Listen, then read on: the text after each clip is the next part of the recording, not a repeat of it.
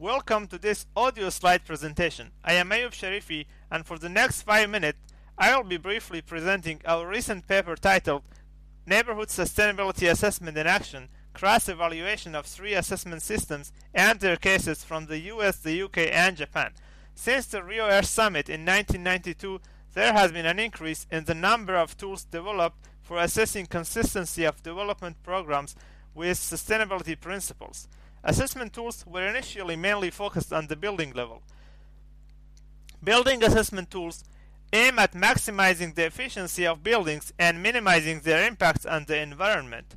Expanding the boundaries of assessment to the neighborhood scale means that contextual issues would also be addressed, and the synergies between a broad range of elements and activities would be considered in the assessment process.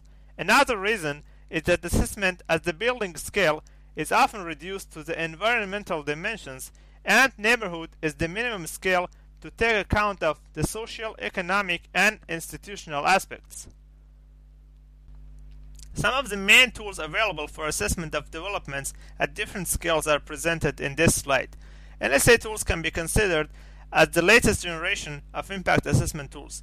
They have received a considerable amount of attention from the scientific community. However, most studies have tended to focus on the theoretical aspects. For instance, in a previous study titled A Critical Review of 7 Selected Neighborhood Sustainability Assessment Tools, we have discussed some basic issues related to the theory of NSA.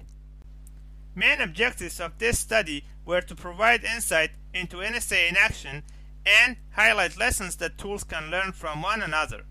Comparative case study and cross-evaluation were the main methods used. After evaluating each case using its corresponding assessment tool, it was evaluated against its non-corresponding NSA tools. To cite one example, Hoyt Yards, which is certified under LEED-ND, was assessed using BREEAM Communities and CASBEE-UD. 3 cases from LEED-ND, BREEAM Communities, and CASBEE-UD were selected for further analysis. These respectively are Hoyt Yards, Media City UK, and Koshigaya Lake Town. Selected cases are all among the best practice cases in their own contexts, and their sizes are also comparable. We found that only LEED-ND has been relatively widely used. This can be attributed to collaboration between parties involved in urban development, its promotion by local and state governments, and rewarding height and density bonuses to certified projects. Regarding the inclusion of sustainability criteria, there was more focus on environmental issues at the expense of other important aspects. Also, since a considerable number of the criteria in each tool have been incorporated in its certified development, improving NSA tools may enhance the sustainability performance. An interesting point that emerged from the analysis of LEED-ND certified projects was that most of the highly incorporated criteria are those that are highly weighted. This result is in line with findings of other studies arguing that developers prefer to incorporate the higher weighted, less costly criteria. This table highlights some major criteria missed out in each of the selected NSA tools. For example, the first row indicates those criteria that BREEAM Communities and CASBEE-UD can borrow from LEED-ND. NSA tools may consider adding this missing criteria to their inventory.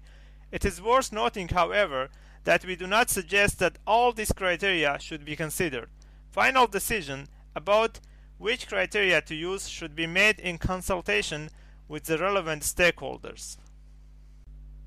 Results suggest that there is still no single best method for assessing sustainability of neighborhood developments. An important issue is related to the tool's capability of giving credit to all efforts taken towards achieving sustainability. CASBEE-UD and, to some extent, BREEAM Communities have tried to take a cumulative approach so that all the efforts are scored.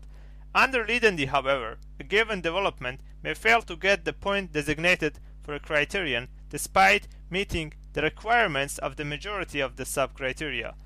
To avoid taking a black and white approach, this issue needs to be considered. There is an ongoing debate about the viability of developing a universal NSA tool. We have conducted a related research that examines this issue.